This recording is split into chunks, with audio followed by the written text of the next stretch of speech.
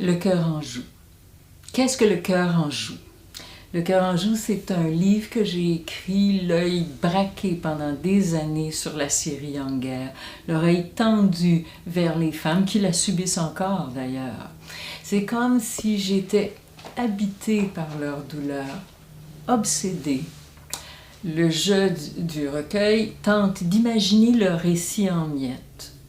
Pourquoi? Pour contrer l'impuissance et pour nous rapprocher d'elle en quelque sorte. Parce que le temps qui fuit puis la distance peuvent tellement facilement effacer de nos paysages mentaux les catastrophes humanitaires. Le cœur en joue, c'est aussi l'occasion d'une très belle rencontre avec l'artiste canado-syrienne Dima Karout et avec ses œuvres qui traduisent autrement les bouleversements. Avant la guerre, j'ai fait un voyage inoubliable avec une amie dans ce pays d'une culture millénaire qui se module au présent et dont les gens si accueillants ont tellement à offrir.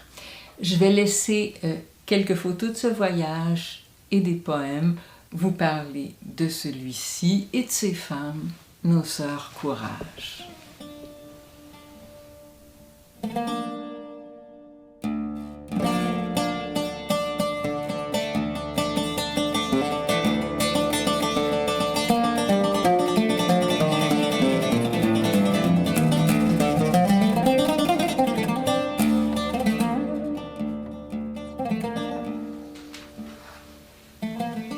Je perds pied dans l'ossuaire.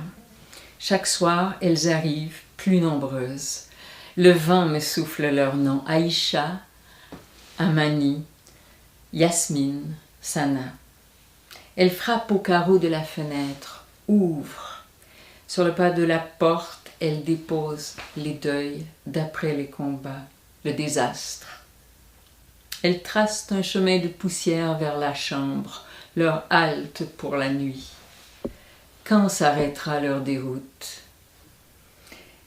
Elles se glissent au plus près de ma couche, me croient endormie. Leur fatigue s'allonge sur mon corps, pèse de tout son poids. Je garde les yeux fermés. Mes visiteuses délient leur silence, me confient des peines infinies. Je ne connais pas leur langue, mais je sais le phrasé de la perte. Lingua franca, entre elle et moi, elle et toutes mes sœurs.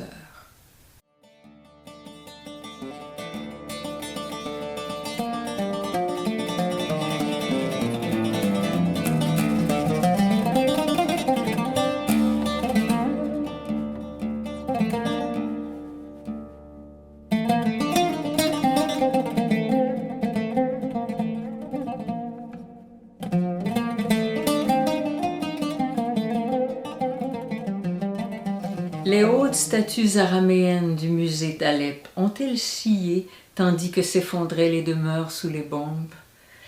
Loin du Cabourg et de l'Euphrate, chassées de palais anéantis, elles ont connu 1000 dépossessions.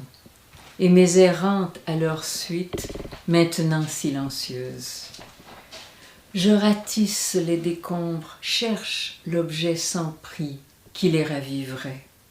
Leurs doigts maigres cachent leurs yeux vides. Où irait-elle? L'antique cité, Palmyre, dresse ses dernières splendeurs dans l'azur, sans sa reine Zénobie, sans elle. Elles mourront loin de la colonnade royale où jouaient à cache-cache les petits, loin du désert que rosit le crépuscule. Requiem pour une oasis.